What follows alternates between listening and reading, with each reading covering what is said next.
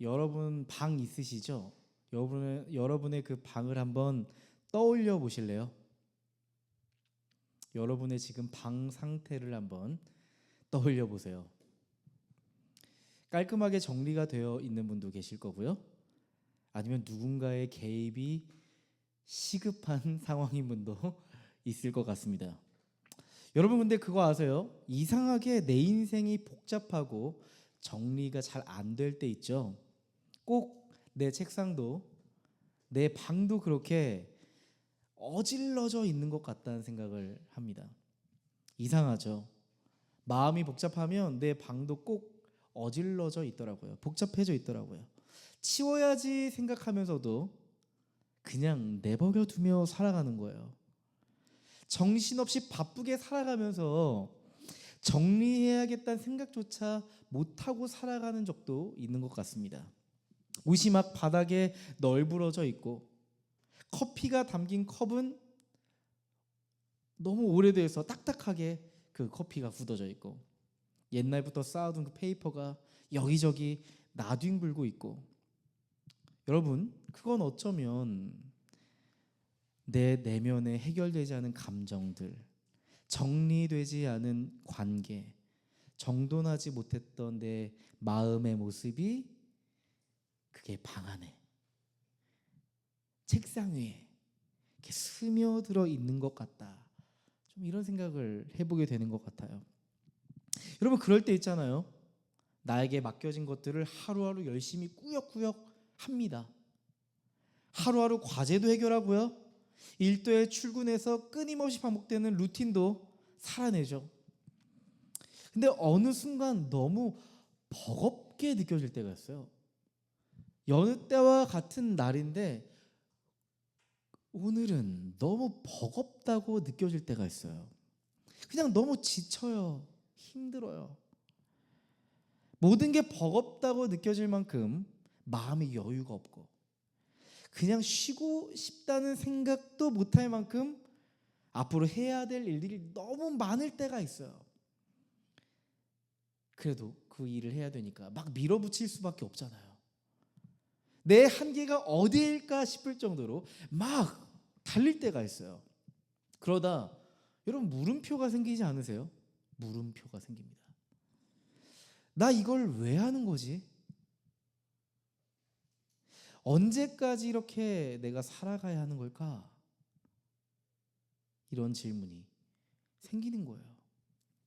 막 달려가다가 어느 날 그냥 내 인생의 브레이크가 확 밟히는 순간이 찾아온단 말입니다. 사실 내가 멈추고 싶었던 건 아닌데 이상하게 내 몸도 마음도 아무것도 움직이질 않아요. 모든 게 귀찮고 모든 게 무의미하다고 느껴지고 사람도 만나기 싫고 그냥 다 꺼버리고 연락도 끊어버리고 그렇게 잠수를 타버리고 싶을 때가 있어요. 왠지 잠수를 타버리면 그 상태가 편안하게 느껴지는 안도감이 찾아온단 말이죠. 여러분 모든 걸 극한으로 작동하다가 모든 것을 단절시키는 순간 아마 순간적인 안도감은 분명히 있을 거예요. 그냥 아무것도 하지 않아도 된다는 그 생각이 주는 안도감이 있잖아요. 그죠? 근데요, 조금만 잠수 타고 있다가 정신이 제대로 돌아오면 어떠세요? 어지럽게 흩어진 그 관계들이 다시 수면 위로 떠오르고 밀려있던 일들 결국 내가 처리해야 되고 무엇보다도 내가 왜 이러고 있지에 대한 답은 내리지 못한 채 내 인생이 공허하게 남겨져 있다 이런 생각이 든단 말이죠. 지금 내가 여기서 무엇을 어떻게 해야 될지 도저히 모르겠지만 본능적으로 한 가지 사실을 우리는 깨닫는단 말이죠. 내 인생에 정리가 필요하다. 내 인생 앞으로 어떻게 해야 할까? 그렇게 멍하게 덩그러니 서 있을 때가 있어요. 여러분 근데요 이거 제가 말씀드린 이거 말이죠. 여러분만 겪는 게 아닙니다. 특정한 누군가만 겪는 게 아니에요. 지금 많은 현대인들이 겪는 인생의 에피소드입니다. 혹시 지금 이 자리에 앉아 있는 여러분들 중에 인생에 정리가 필요한 분 계실까요? 오늘 말씀은요, 인생에 정리가 필요한 이들에게 주시는 하나님의 메시지예요. 오늘 사도행전 9장을 보면 성경은 사울의 이야기를 잠시 멈추고 이제 베드로의 이야기에 주목합니다. 스데반 집사님이 순교한 뒤에 베드로는요, 유대 지역을 순회하면서 흩어진 교회들을 돌보기 시작합니다. 베드로는 루다라는 지역으로 향했대요. 예루살렘에서 서쪽으로 40km 정도 떨어진 지역이었죠. 루다는 당시에 상업의 중심지였고요, 교통도 좋았고 이방인들이 무척이나 모여 살았던 그런 지역이라고 합니다. 거기서 한 사람을 만나게 돼요. 애니야라는 사람이죠. 이름은 참 멋있지 않아요? 애니야. 그런데 성경은 그 사람을 이렇게 소개합니다. 33절 보시면요, 그는 8년 동안이나 중풍병으로 자기에 누워있는 애니야라는 사람을 만났다. 성경은 그 애니야라는 사람을 표현할 때 8년이나 중풍병으로 자리에 누워있는 사람이라고 말합니다. 그러니까 애니야라는 사람의 인생 앞에는 항상 8년이나 된 중풍병이라고 하는 닉네임이 붙여져 있는 거예요. 이런 거죠. 사람들이 대화를 합니다. 너 애니야 알지? 애니야? 누구더라? 야, 그 있잖아, 중풍병. 아, 그 사람 참 안 됐지. 이런 대화가 되는 거죠. 우리도 그런 사람 있잖아요. 주고받다가 너 걔 알지? 잘 몰라요. 이름을 잘 기억 못하는데 걔 있잖아 걔 하면 아 하고 이해되듯이 아마 애니야의 인생도 그런 인생이었을 겁니다. 사람들은 그 중풍병으로 그 사람을 기억하고 있는 거예요. 그 병이 그 사람의 이름을 잊어버릴 정도로 정체성이 되어버린 겁니다. 여러분, 8년 동안 중풍병 때문에 자리에 누워 있었답니다. 여러분 생각해 보세요. 8년이라는 시간입니다. 우리 시온이가 8살이거든요. 정말 지난 8년을 돌아보면 많은 일이 있었어요. 여러분, 지난 8년을 떠올려 보세요. 얼마나 많은 일이 일어납니까? 8년이라는 시간은 사람을 굉장히 많이 바꿔요. 이 8년이라는 시간 동안에 그는 여러 가지 일도 있을 법한데 8년 동안 그는 그저 중풍병으로 그 자리에 누워 있는 거예요. 그러면 고통에 익숙해질 법도 한데 익숙하질 않아요. 고통에 익숙하지가 않아요. 아마도 애니야는 스스로의 인생을 바라보며 나는 원래 이런 사람이야. 나는 평생 이렇게 살아야 할 존재야 하면서 살아갔을지 모르겠어요. 여러분, 이게 진짜 무서운 겁니다. 문제가 오래되면요, 그 문제가 나처럼 느껴져요. 나와 문제가 탁 붙어버리는 거예요. 여러분, 살다 보면 이런 생각 들지 않으세요? 내 인생은 문제투성인 것 같아. 왜 내 인생은 이렇게 문제투성인 걸까? 한 생각이 들어요. 진짜 문제가 없는 순간이 없어요. 그러다가 내 삶이 평온해지는 시절이 오잖아요. 그럼 이런 생각을 합니다. 괜히 불안해요. 괜시리 불안해요. 이러다 무슨 일 터지는 거 아니야? 쓰나미가 일어나기 전에 바다가 고요하다던데 내 인생이 지금 평온한 건 앞으로 닥칠 불안한 미래가 날 기다리고 있지 않을까? 이런 생각을 하는 거죠. 그만큼 우리의 인생은요, 항상 늘 문제에 대비하는 삶에 익숙합니다. 근데 진짜 힘든 건 뭐냐면요, 문제가 생기는 게 아닙니다. 문제는 항상 우리의 삶에 순간순간마다 놓여 있어요. 진짜 문제는요, 우리가 그 문제에 함몰되어 버릴 때입니다. 그 문제에 빠져들 때입니다. 그때부터는요, 그 문제는 내가 해결해야 할 대상이 아니라 그 문제가 곧 내가 돼버리는 거예요. 여러분, 이 일 잘 안 풀려요. 이런 생각을 하게 됩니다. 나는 원래 안 되는 사람이야. 사람한테 상처를 받습니다. 난 결국 관계를 망가뜨리는 사람이야. 실패했어요. 나는 실패자야. 그 문제와 나를 연결시킵니다. 그 문제를 나의 정체성으로 만들어버립니다. 여러분, 심리학적으로 이걸 자기 동일시라고 합니다. 그 문제와 나를 동일시 여기면서 그 문제 안에 있는 정체성을 받아들이는 거죠. 그 문제적 경험이 너무 강렬하거나 오랫동안 지속되면 문제와 나 사이의 경계가 사라져버리는 겁니다. 내가 겪었던 그 문제적인 사건이 내 존재에 침투해버리는 거죠. 그러니까 그 문제만 해결해서 될 일이 아니라 이제는 내 존재의 문제를 해결해야 될 큰 과제가 우리에게 드리워지는 거죠. 여러분, 문제를 지나고 나잖아요. 어떤 일이 생기냐면 우리의 인생에 그 문제 하나의 정지 화면처럼 우리에게 주어져요. 내 인생의 그 장면에서 멈춰져 있어요. 실패했던 순간들, 모욕당했던 기억, 포기하고 실패하고 돌아섰던 그 자리, 거기에 내 감정과 사고방식이 딱 붙들려 있는 거죠. 이걸 헤어나오는 게 너무 힘든 거예요.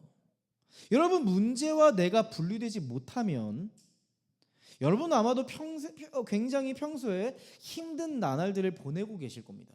이미 그 문제는 과거의 일이지만 여전히 나는 그때와 같이 힘든 나날들을 보내고 있을지 모릅니다. 여러분, 한 번 실패했다고 해서 실패자가 아니잖아요. 그건 그냥 지나온 삶의 과정일 뿐이고 일부일 뿐이잖아요. 맞죠? 근데 많은 사람들이 그 문제의 장면에 정지 화면을 걸어두고 그게 내 인생 전체의 삶이라고 믿으면서 살아가는 거예요. 우리는 문제를 만났을 때 오랜 시간 동일한 문제를 경험하며 문제와 내가 밀착돼서 도저히 떨어지지 않는 경험을 합니다. 하나님은 이 문제와 내 존재가 붙어버리는 이 결정적인 사건에 대해서 반드시 해결시키고 싶어 하십니다. 하나님은 그 문제가 너의 존재의 본질이 결코 아니라고 말씀하실 거예요. 여러분, 오늘 말씀에 등장하는 애니야도 그랬을 겁니다. 중풍병이란 이 문제가 그의 인생의 정체성이 되어버렸잖아요. 거기에 그 중풍병의 문제에 정지 화면이 딱 걸려져 있는 거죠. 삶이 멈춰져 있어요. 사람들도 자기 이름을 잊어버리고 중풍병자라고 불렀으니까요. 정상적으로 살아가던 그의 인생에 브레이크가 걸려버린 8년이었습니다. 스스로 내 삶을 어떻게 해야 될지 모르는 절망과 고통의 시간을 지나서 지금까지 왔을 겁니다. 그런 인생을 살아가고 있는 애니야에게 베드로가 찾아오는 겁니다. 34절 말씀 보실래요? 베드로가 그에게 애니야여, 예수 그리스도께서 그대를 고쳐주십니다. 일어나서 자리를 정돈하시오 하고 말하니 그는 곧 일어났다. 베드로는 애니야에게 말했어요. 예수님께서 당신을 반드시 치료하실 겁니다. 당신은 반드시 회복될 겁니다. 예수님의 능력으로. 이제 일어나십시오. 이제 자리를 정돈하십시오. 여러분, 이 말은요, 그냥 이불을 정돈하라는 의미가 아니에요. 원어를 제가 이렇게 찾아보니까 이렇게 써 있어요. 스트로손, 정리하다. 세 아우토, 너 자신을 위해. 텐 클리넨, 눕는 자리를 정리하십시오. 너 자신을 위해. 그 눕는 자리를. 여러분, 스트로손이라고 하는 이 헬라 원어는요, 정리하다, 준비하다라는 뜻을 가지고 있어요. 새로운 출발을 하기 위해서 자신의 자리를 정리하고 준비하라는 의미를 담고 있습니다. 또 클리넨이라고 하는 이 병상, 눕는 자리라고 번역된 이 단어는요, 정체된 상태에 있는 어떤 사람에 대해서, 무력감이 있는 상태에 대해서 표현할 때 은유적으로 이 단어를 사용한답니다. 종합해서 보면 이런 거죠. 너는 너 자신을 위해서 지금 너의 자리를 정리해야 한다. 여러분, 우리는 이불을 정리할 때 일과를 마치고 돌아서 다시 이불을 깝니다.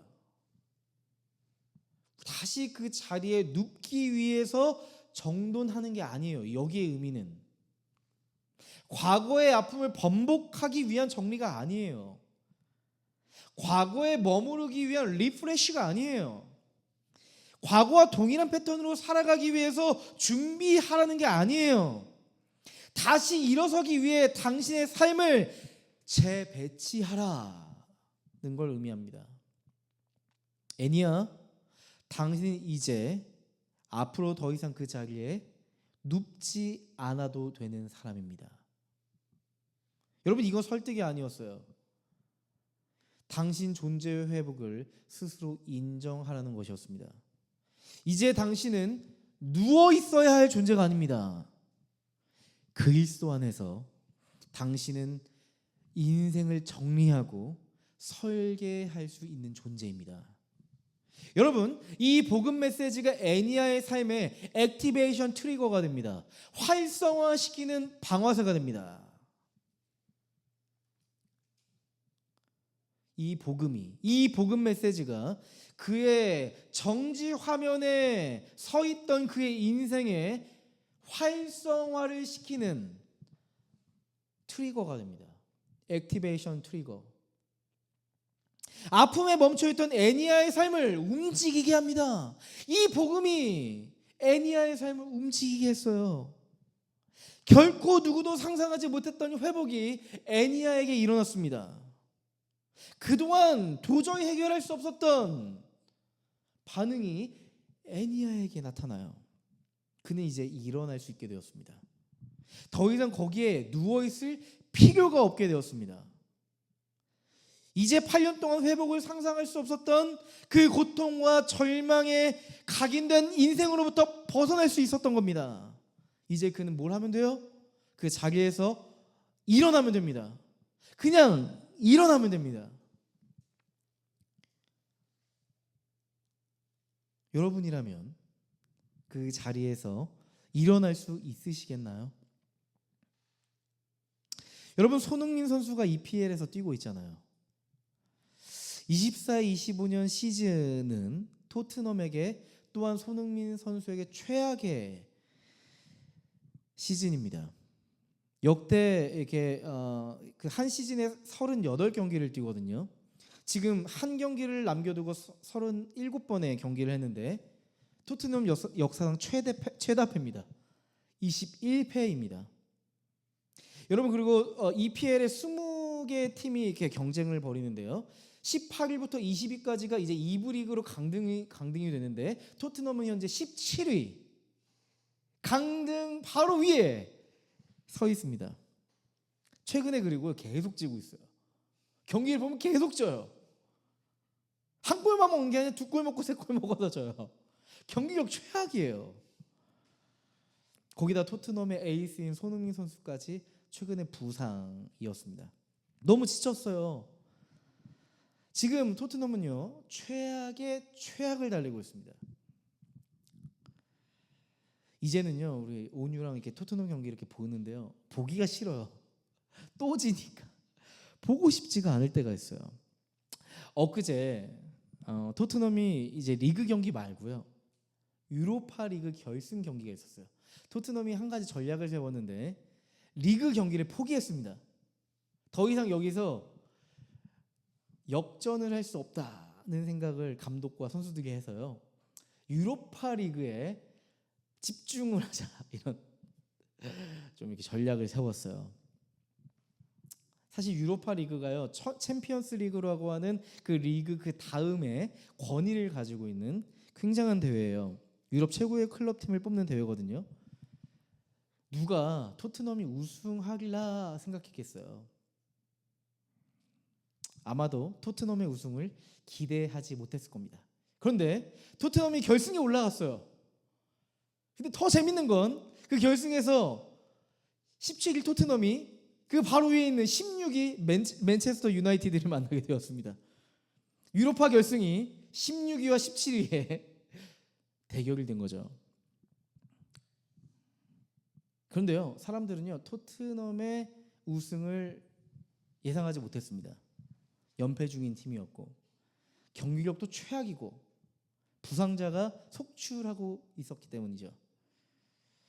아마 토트넘의 그 지난 과거를 보면 그 누구도 토트넘이 우승할 거라고 생각을 못했을 겁니다. 저도요 토트넘이 지금 이 연패 자리에서 일어날 수 있을까 불안했어요. 그런데 우승했습니다. 제가 그 경기를 새벽 4시에 일어나서 봤거든요. 진짜 경기력은 최악이었습니다. 한 골을 넣으니까 선수들이요 거기서부터 죽기 살기로 뛰더라고요. 거의 10명의 선수가 다 수비를 하면서 그 한 골을 지켜내려고 모든 걸 걸고 싸우더라고요. 와, 진짜 그걸 보면서요 눈물이 나더라고요. 이겨서 눈물이 나는 게 아니라 매번 지는데 이번 결승에서 이기기 위해서 얼마나 감독과 선수들이 마인드셋을 했을까. 예수님을 믿는 사람이 있었다면 얼마나 기도했을까. 모두가 패배하고 있었을 때 스스로가 이길 수 있다고 믿는 건 얼마나 어려운 일이었을까. 그 패배자의 스피릿, 그 마음을 정리하고 여러분 우승을 이뤄낸 거예요. 토트넘의 그 모습이 꼭 우리 인생 같더라고요. 줄줄이 실패하다가도 결국 결정적인 순간에 승리하게 될 거예요. 우리 이 땅에 살아가면서 패배의식과 패배자의 마음으로 살아가지만 결국 우리는 인생의 그 결승선에서 승리하고 말 겁니다. 여러분 우리는 순간순간마다 은혜의 순간을 경험하면서도 그 하나님이 주시는 은혜를 경험하면서도 과거의 삶을 정리하지 못하고 과거에 머물러 버릴 때가 있어요. 스스로 과거에 머물기를 선택하면서 자기 연민에 빠지며 슬퍼하고 아파할 때가 있습니다. 그러면서 복음을 의심해요. 여러분 복음을 의심한다는 건 내용을 의심한다는 의미도 되겠지만 복음이 나를 일으킬 수 없다고 믿는 겁니다. 또 다른 믿음을 갖는 겁니다. 복음을 의심한다는 건 복음이 나의 삶에 어떠한 영향력을 주지 못한다고 느끼며 복음을 무관심하게 여기는 상태예요. 너무 오랜 시간 그 문제를 겪어와서 나는 일어설 수 없다고 믿는 겁니다. 여러분 돈 필요하시죠? 돈. 저도 필요합니다. 그런데 여러분의 인생에 이제 앞으로 결혼하시고 하면은 집도 마련하고 해야 돼서 큰 돈이 필요할 때가 있죠. 큰 돈이 필요할 때가 생길 겁니다. 만약 여러분의 인생에 1억이란 돈이 당장 필요하다고 생각해 보시자고요. 당장 1억이란 돈이 필요합니다. 이 돈을 어떻게 마련해야 되나 고민하고 해도 답이 안 나와요. 단기간에 이 1억이란 돈을 만들 힘이 없다는 걸 깨달았어요. 그때 아빠한테 연락이 왔습니다. 유나, 너 계좌에 내가 너 필요한 돈 넣어놨어. 보냈어. 너 그 돈 필요했지? 어서 그 문제 해결해. 저는 아빠의 전화를 끊고 이렇게 생각했습니다. 아빠가 그 큰 돈 1억을 어떻게 해결해 준다는 거야? 말도 안 돼. 한 100만 원 보내주셨겠지. 이렇게 생각해 버리는 거예요. 실제로 그 계좌에는 1억이 아니라 평생 써도 다 못 쓸 어마어마한 금액이 이체되어 있다고 생각해 보세요. 그런데 저는 아빠를 믿지 못하고 계좌를 체크해 보지도 않아요. 그러면서 다시 팔을 동동 구르면서 1억을 어떻게 구해야 하나? 불안과 두려움에 빠지는 겁니다. 여러분, 어쩌면 이게 바로 우리의 모습일지 모르겠다는 생각이 들었어요. 여러분 기억해 보세요. 예수 그리스도 안에서 우리의 존재의 본질은 완전하게 변화되었습니다. 우리의 존재의 본질이 완전하게 회복되었습니다. 그리스도 안에서 이제 우리의 존재가 회복될 힘이 생겼습니다. 여러분, 이제 우리는 그 자리에서 일어나면 됩니다. 여러분, 이제는 우리는 과거의 자리를 정리하고 일어나면 될 일입니다. 그런데 많은 그리스도인들은 여전히 과거의 자아상에 머물러 있습니다. 갇혀 살아가고 있어요. 이미 회복이 주어졌음에도 불구하고 과거의 자리에 머물러 있습니다. 여러분 생각해 보세요. 치명적인 병이 여러분에게 있었어요. 수술도 잘 됐고 치료도 잘 됐습니다. 이제 의사가 말했습니다. 당신은 이제 퇴원해도 됩니다. 수속을 밟으십시오. 퇴원 수속을 밟으십시오. 근데 여러분 이렇게 말하는 거예요. 아니요, 저 그냥 여기서 계속 입원해 있겠습니다. 병원 침대가 저는 익숙하고 좋거든요. 여러분, 아마 여러분이 몸이 치료됐음에도 불구하고 그 병상에 계속 누워 있잖아요. 없던 병도 생길 겁니다. 왜냐하면 몸은 회복되었지만 여전히 마음이 회복을 거절하고 있다면 우리의 병은 다시 돋는 거예요. 여러분, 우리는 이러한 삶의 오류에 빠질 수 있다는 사실입니다. 여러분, 애니야의 모습을 보시죠. 애니야는 복음을 받아들입니다. 예수 그리스도께서 일으키신 이 일을 삶으로 받아들였습니다. 그 복음이 애니야를 일으켰습니다. 그동안 익숙했던 고통의 자리를 완전히 정리해버리고 일어섭니다. 여러분, 아픔의 자리를 정리한다는 건 다시는 그 과거의 자리에 눕지 않겠다는 겁니다. 그 고통의 아픔과 작별해버리는 거예요. 그 익숙한 절망과 이별해버리는 겁니다. 이제 하나님과 함께 새로운 삶을 살아가야 하기 때문이죠. 여러분, 애니야의 모습을 보고 루다 공동체는 모두 놀랐습니다. 중풍병으로부터 일어난 그 애니야의 모습을 보고도 놀랐지만 그의 내면의 결단, 바뀐 마음의 방향을 보고 루다 공동체는 놀랐습니다. 이제 포기한 것 같아 보였던 그 애니야의 삶이 복음을 붙잡고 다시 살아났기 때문입니다. 예수님으로 인해 그의 인생이 아름답게 피어오르는 걸 눈으로 봤기 때문입니다. 35절 말씀 보시죠. 룻다와 샤론에 사는 모든 사람이 그를 보고 주님께로 돌아왔다. 애니야의 회복과 변화를 보고 룻다와 샤론에 있는 이 도시에 사는 사람들이 주님께로 돌아왔다. 회심했답니다. 놀랍죠? 한 사람의 회복이 도시 전체의 방향을 바꾸었습니다. 한 사람의 회심이 도시의 회심으로 나타났습니다. 여러분, 이건 뭘 의미합니까? 여러분의 존재의 회복은 여러분의 가정을 바꿀 수 있습니다. 여러분의 존재의 회복이 여러분과 관련된 관계 맺고 있는 사람들을 바꿀 수 있습니다. 여러분의 회복이 여러분이 일하고 있는 일터를 바꿀 수 있습니다. 여러분의 회복이 소망을 잃어버린 이들을 일으켜 변화를 가져다 줄 수 있다는 겁니다. 여러분, 어떤 사람의 회복과 변화를 보면 이런 생각을 하잖아요. 나도 저 사람처럼 회복되고 싶다. 나도 저 사람처럼 회복되고 싶다는 갈망을 불러일으키잖아요. 그죠? 여러분, 예수님께서 이루신 이 회복은요, 반드시 우리의 존재의 회복을 낳을 거고요, 우리의 존재의 회복은 반드시 또 다른 누군가의 회복의 실마리가 되고 말 겁니다. 이게 바로 복음의 메커니즘이에요. 회복은 반드시 회복을 낳습니다. 그 회복의 모델을 보면서 나도 그처럼 회복되고 싶다는 열망이 타오르게 합니다. 회복을 포기한 사람조차도, 결코 회복될 수 없다고 생각했던 그 사람조차도 누군가의 회복을 보면서 나도 회복되고 싶다는 갈망을 하게 돼요. 그리고 그 회복의 원인이 무엇인가에 대한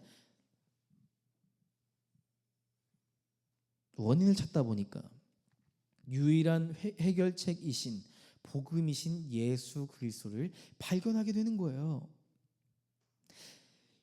예수께서 이루신 복음을 받아들이게 되는 겁니다. 난 망가졌어. 난 이제 회복될 수 없어. 이렇게 믿고 있는 사람들이 우리 주변에 널려 있습니다. 그런 사람들에게 애니야는 회복의 실마리가 되어준 겁니다. 여러분, 근데 인상적인 건 애니야는 단 한 번도 내 인생에 회복의 실마리가 되어서 누군가를 회복시켜 보겠어 라고 계획한 적이 없다는 점이에요. 애니야는 딱 하나인 겁니다. 복음에 반응한 것뿐입니다. 그저 복음에 반응한 것뿐이었어요. 그 복음에 반응한 날개짓이 그 도시에, 루따와 샤론이라고 하는 그 지역에, 그 도시에 복음의 소용돌이를 만들었다는 사실입니다. 여러분, 우리의 존재의 회복이 누군가의 회복의 실마리가 될 수 있습니다. 여러분, 소망이 될 수 있는 놀라운 사실이죠. 여러분, 이제 베드로는 루따에서의 사역을 마치고 욥바라는 지역으로 갑니다.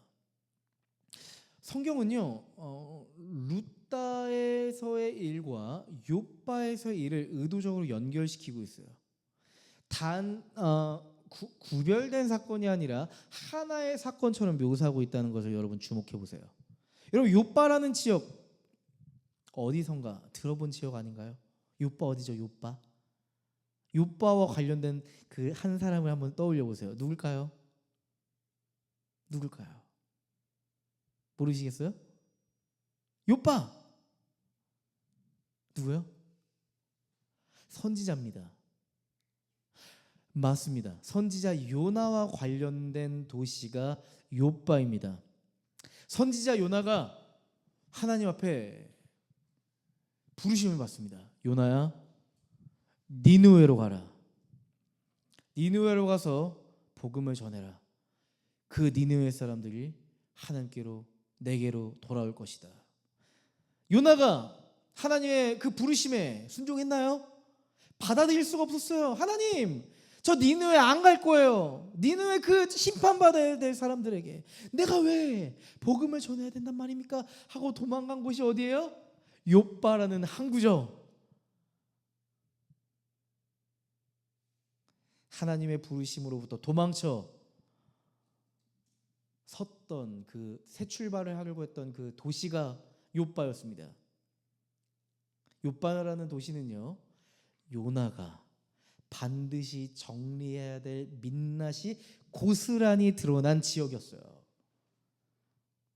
그런데 이번에 베드로는요, 인생 정리가 필요한 이에게 갑니다.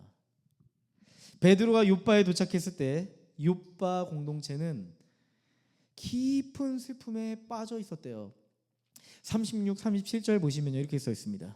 욥바에 다비다라는 여제자가 있었다. 그 이름은 그리스 말로 번역하면 도르가인데, 이 여자는 착한 일과 구제 사업을 많이 하는 사람이었다. 그 무렵에 이 여자가 병이 들어서 죽었다. 그래서 사람들이 그의 시신을 씻겨서 다락방에 두었다. 한 여자의 이름이 나옵니다. 다비다. 헬라식으로 하면 도르가. 그녀에 대해서 설명하는데요, 매우 착한 일을 하며 살았고 구제에 힘썼던 사람이라고 합니다. 근데 그녀가 죽었대요. 그녀가 죽고 사람들은 시신을 잘 씻어서 다락방에 눕혀놨대요. 이상하죠. 곧장 장례를 치러야 할 텐데 왜 다락방에 눕혀놨을까? 혹시라도 하나님께서 우리 사랑하는 동역자 다비다를 살려주시지 않을까 하는 소망을 가지고 그 자리에 눕혀놨겠죠. 38절 보시면요, 루따 공동체가 한 가지 결정을 합니다.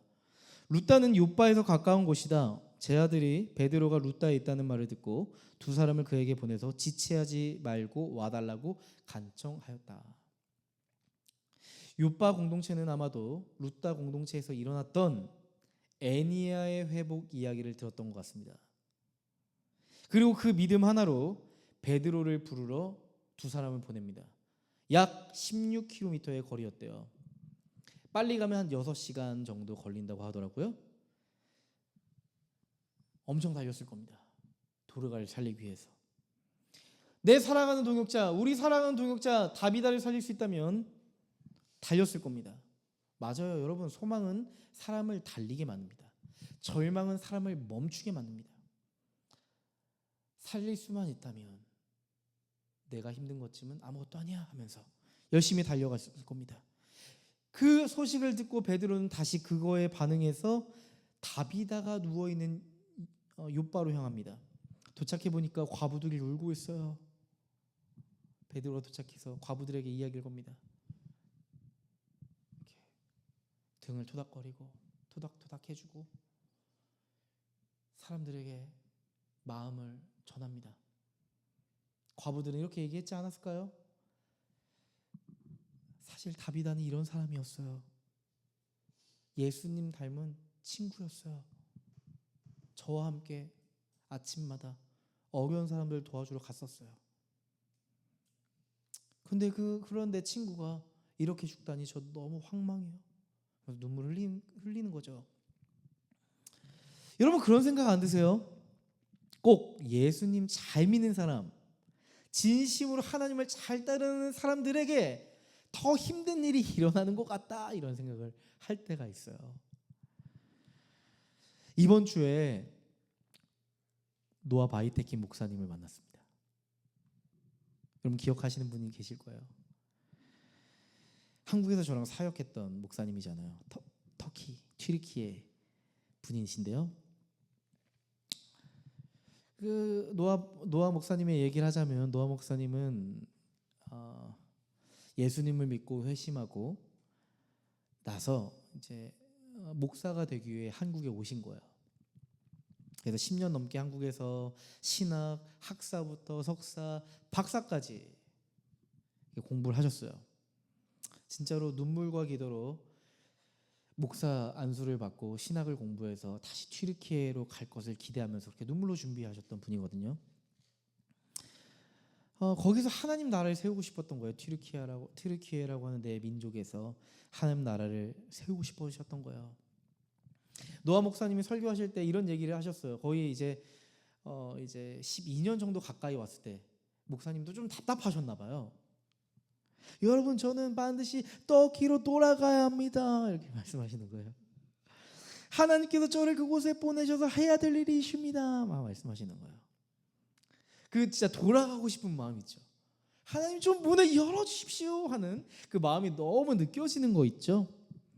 그 목마름. 그리고 12년 만에 저와 함께 있던 사역지에서 파송받아서 튀르키예로 가셨습니다. 그리고 이번 주에 만났죠. 튀르키예에 들어가신 지는 코로나 거의 시작하시면서 들어가셨으니까 한 4년, 만 4년 정도 된 것 같고요. 또 거기서 이제 한 공동체의 이제 리더로서 청빙을 받아서 이제 담임 목사님이 되신 거죠. 이제 목회를 시작하셨거든요. 이제 만 2년이 됐다고 하더라고요. 목사님의 이야기를 듣게 됐습니다. 목사님, 튀르키예는 생각보다 훨씬 척박한 곳이더라고요. 열심히 복음을 전해도 반응도 없고 열매도 없어요. 사람들의 마음이 너무 굳게 닫혀 있어요. 회복과 변화가 없어요. 2년 동안 그런 사역을 하셨다는 거예요. 그렇게 사역을 하는데 목사님이 번아웃이 오신 거예요. 소망을 잃어버리신 거예요. 주변에서 목사님 좀 쉬시면서 하시라고 조언을 듣고 한국에 와서 5주 정도 쉬셨대요. 쉬고 계시던 중이었대요. 너무 쉼이 필요해서 정말 믿음의 사람들과 만나고 대화를 나누고 서로 기도하고 위로하는 시간을 가지면서 회복 중이셨다고 이런 얘기를 하시더라고요. 그 자리에서 목사님이 저에게 했던 말 중에 마음에 남았던 말이 있었습니다. 하나님, 제가 정말 많은 준비를 해서 오랜 세월을 준비해서 튀르키예에 돌아갔는데 정작 제가 할 수 있는 게 아무것도 없더라고요. 노아 목사님의 이 이야기를 들으면서 저는 목사님의 깊은 마음을 느낄 수가 있었어요. 저도 그 얘기를 들으면서 너무 공감이 됐어요. 저도 교회를 개척하며 느꼈던 그 마음들, 내가 할 수 있는 게 아무것도 없다고 하는 이 무력감들, 그럼에도 불구하고 하나님 나라를 세우고자 했던 그 절실함과 이렇게 연결이 돼서 기도가 되더라고요. 마음에 이런 고백을 하게 됐어요. 하나님, 정말 하나님을 위해 살아가는 이런 사람들에게 왜 아픈 일이 생기는 겁니까? 주님, 노아 목사님을 도와주세요. 그 튀르키예에 있는 그 공동체를 붙잡아 주세요. 기도가 튀어나오더라고요. 그날 노아 목사님이랑 깊은 대화를 하면서 한 가지 확실해졌던 부분이 있었습니다. 우리가 지금 우리 인생을 정리해야 될 때구나. 우리가 다시 우리가 감당해야 될 그 영역들로 돌아가야 되잖아요. 그 전에 우리 마음을 먼저 정리해야겠구나라는 생각을 하나님께서 심어주셨습니다. 여러분, 정리되지 않은 마음으로 감당하려고 하면요, 사명을 감당하려고 하면요, 사명도 무너질 거고요, 우리 자신도 무너질 겁니다. 하나님이 우리를 무너뜨리시는 게 아니에요. 우리를 다시 세워가기 위해서 우리를 멈추게 하시는 겁니다. 하나님은 우리가 감당해야 될 사명이 있는 그 곳을 정리해 나가야 하기 전에 먼저 너희의 마음을 정리하고 새롭게 하라고 말씀하실 거예요. 여러분, 이 다비다의 이야기는요, 놀랍게도 야이로의 딸을 살리는 장면과 굉장히 비슷합니다. 사실 베드로는 예수님께서 야이로의 딸을 살릴 때 바로 옆에서 지켜봤거든요. 아마도 다비다 앞에선 자신의 모습을 보면서 예수님의 모습을 봤을 겁니다. 마치 예수님이 그 자리에 있었다면 예수님이 어떻게 하셨을까 먼저 생각했을 거예요. 베드로는 예수님처럼 행동했습니다. 먼저 그 자리에 있던 사람들을 방 밖으로 내보냅니다. 나가서 기도하십시오. 그리고 죽은 사람을 살린다는 거 스스로 할 수 없는 불가능한 일이라는 것을 너무나도 잘 알고 있었기 때문에 그는 하나님 앞에 엎드렸습니다. 내 힘과 영성으로 할 수 없는 일인 걸 베드로 스스로도 알고 있었기 때문에 그는 하나님 앞에 엎드릴 수밖에 없었습니다. 어떤 종교 행위, 신방 행위로서 기도를 한 게 아니라 내가 지금 하나님 앞에 할 수 있는 게, 이 다비다를 위해서 할 수 있는 게 기도 하나뿐이었기 때문에 그는 하나님 앞에 엎드렸습니다. 무릎을 꿇었습니다. 그는 애통한 마음을 가지고 기도했습니다. 그리고 베드로는 예수님이 야이로의 딸을 어떻게 살리셨죠? 달리다쿰, 소녀야 일어나라. 달리다쿰 했잖아요. 달리다쿰 했잖아요. 다비다에게 이렇게 얘기합니다. 다비다쿰, 다비다야 일어나라. 다비다야 일어나라. 다비다가 그 자리에서 일어납니다. 죽음의 자리에 있던 그녀가 소망의 자리로 일어섭니다. 죽음의 자리에 종지부를 찍고 새로운 챕터를 이어옵니다. 여러분, 복음은요, 존재의 방향 전환을 일으킵니다. 복음은 우리의 인생의 절망의 자리를 정리하게 합니다. 끝내게 합니다. 더 이상 그 자리에서 머물지 않게 합니다. 일어서게 합니다. 소망의 자리에 나아가게 합니다. 더 이상 과거에 연연하며 나를 괴롭히는 일들에 묶여있지 않도록 합니다. 그게 복음의 능력입니다. 나의 내면이 죽어갈 정도로 치우쳐져 있던 삶을 완전히 정리하고 주님의 손을 붙잡게 하는 게 바로 복음입니다. 여러분, 이 이야기는 이렇게 끝나지 않습니다. 다비다가 부활했다, 살아났다, 자신의 인생을 정리하고 소망의 자기로 옮겨갔다. 여기서 이야기를 멈추지 않습니다. 그 다음 장면이 더 놀랍습니다. 43절 말씀이에요. 베드로는 여러 날 동안 요바에서 시몬이라는 무두장이의 집에서 묵었다. 여러분, 이 말씀이 무슨 대단한 말씀이에요? 라고 생각하실 수 있어요. 이 굉장히 평이하잖아요. 그러지 않으세요? 요바에서 시몬이라는 무두장이의 집에서 묵었다. 근데 이 문장의 행간을 읽어가시면 베드로가 변화되었다는 걸 읽으실 수가 있어요. 여러분, 무두장이가 어떤 직업인지 아세요? 무두장이 가죽 만드는 사람들입니다. 지금은 가죽 만드는 사람들, 가죽 만드는 어떤 이런 공장을 뭐라고 하죠? 태너리라고 하죠. 태너리. 제가 최근에 이렇게 가죽으로 된 신발들에 좀 관심이 생겨서 이렇게 찾아보거든요.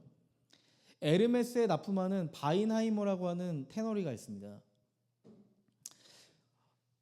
그 어제 결혼식장에 신고 갔던 그 신발이요, 말가죽 엉덩이로 만든 코도반이라고 하는 가죽인데요, 미국의 호인이라고 하는 테너리에서 만든 가죽입니다. 이태리의 로카도라고 하는 테너리도 있고요. 사실 현대에서 이 테너리 가죽을 만드는 공장은 뭐와 연결되어 있어요? 명품과 연결되어 있거든요. 근데 그때는 그런 게 아닙니다. 그냥 딱 이거예요. 죽은 동물을 만지는 사람들. 지금은 굉장히 고부가가치 사업이지만 예전에는 죽은 시체를 만지는 사람들이에요. 죽은 동물을 만지는 사람들이에요. 그러니까 율법으로 보면 뭐예요? 부정한 존재를 만지는 사람들. 유대인이라면 절대 함께 엮이고 싶어하지 않은 사람들이 무두장이입니다. 근데 베드로가 어떻게 하고 있어요? 그 무두장이 집에 머물렀대요. 여기 보면요, 여러 날 동안. 그러니까 이건 뭐예요? 어쩔 수 없이 무두장이의 집에 머문 게 아니라 어떠한 변화를 통해서 무두장이의 집에 머물게 되었다라는 사실입니다. 사실 베드로는요, 예수님을 따르긴 했었지만 율법의 그림자에서 완전히 벗어나지 못했습니다. 베드로가 끊임없이 복음을 전하긴 했지만 사도들 어땠어요? 예루살렘 안에만 머물러 있었어요. 감히 이 복음을 가지고 이방인들을, 부정한 존재들을 향해 나아갈 생각을 했어요? 못했어요? 못했단 말이죠. 여전히 베드로는 예루살렘 안에 머물러 있었고, 여전히 유대 중심적 사고에 머물러 있었고, 여전히 민족주의에 빠져 있었습니다. 이방인과 섞이는 걸 무척이나 어려웠던 게 사도들이었고 베드로였습니다. 그런데 지금 베드로의 기준에서는 결코 용납할 수 없던 무두장이라고 하는 그 집에 함께하고 있는 겁니다. 절대 함께할 수 없는 사람들과 함께하고 있다는 사실입니다. 이건요, 복음이 베드로의 삶의 판도를 바꿨다는 걸 의미합니다. 여러분, 그거 아세요? 복음은 우리 인생의 지도를 다시 그리게 만듭니다. 복음은 우리의 인생을 복음에 맞게끔 다시 그리게 만듭니다. 사람들이 갔던 그 길을 따라 보면서 나도 그렇게 지도를 그려가던 인생이었는데, 아니, 복음은 다시 우리의 인생을 복음적 삶으로, 복음이 그려가는, 복음이 디자인하는 그 아름다움으로 내 인생을 그려가도록 만듭니다. 내가 편했던 영역들을 정리해버리고, 내가 익숙했던 생각들을 정리해버리고, 내가 함께할 수 없다고 생각했던 사람들을 다시 함께하면서 그렇게 내 인생을 만들어가는 거예요. 여러분, 이 장면은요, 신학적으로 보면 딱 이거예요. 율법 중심 세계에서 복음 중심 세계로 가게 하는 겁니다. 제가 상담사로서 심리학적으로 보면 고착된 자기 개념이 확장되는 순간입니다. 나의 좁았던 지경을 넓히는 시간이에요. 여러분, 베드로도 지금 뭘 하고 있어요? 인생 정리를 하고 있습니다. 복음을 통해 인생 정리를 하고 있습니다. 그동안 내가 붙들고 있던 율법, 민족 중심 사고, 이 사람들은 안 돼 하며 선거했던 이런 일들을 자신의 삶에서 하나하나 정리해 가고 있습니다. 복음으로 사람들의 인생을 정리해 가면서 자신의 삶도 같이 정리해 가고 있다는 사실이죠. 복음이 베드로의 삶의 자리에 새로운 시야를 주고 있습니다. 복음의 파급력이 베드로를 바꿔가고 있습니다. 여러분, 복음은요, 단지 한 사람을 위로하는 메시지가 아닐 겁니다. 복음은요, 우리의 삶의 구도를 완전히 바꾸는 힘이 있어요.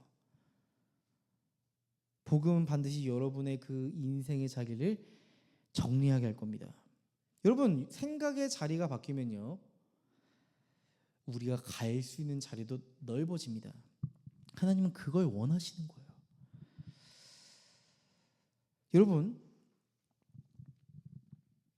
여러분 이렇게 공부하려고 뭔가 하려고 책상에 딱 앉잖아요. 그럼 여러분 뭐부터 하세요? 저는요, 완벽주의거든요. 책상부터 정리합니다. 완벽주의 성향을 가진 사람은 책상부터 정리한대요. 책상 정리하고, 책 정리하고, 펜 정리하고, 그리고 나서 이제 해봐야지 하고 앉으면 밤이 오는 거죠. 지쳐요. 결국 해야 될 공부, 책 읽기는 못할 때가 있어요. 그래, 이렇게 생각하죠. 그래, 오늘 정리를 잘했으니까 내일 열심히 해보자. 내일은 진짜 잘해야지. 뭐 이렇게 마음을 먹잖아요. 근데 그 다음날 또 같은 일이 반복되기도 하죠. 정말 징글징글한 무한굴레 인생이 아닌가 생각했어요. 여러분, 우리는 이처럼 우리 인생을 때마다 정리하려고 합니다.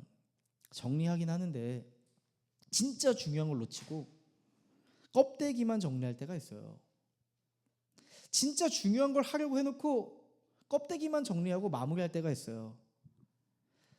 정리해야 될 우리 내면의 문제들, 죄책감, 실패감, 부끄러움, 수치심, 해결되지 않은 이런 감정들 해결해야 되는데, 하나님 앞에서 해결해야 되는데 안 건드리고 그냥 외면해버립니다.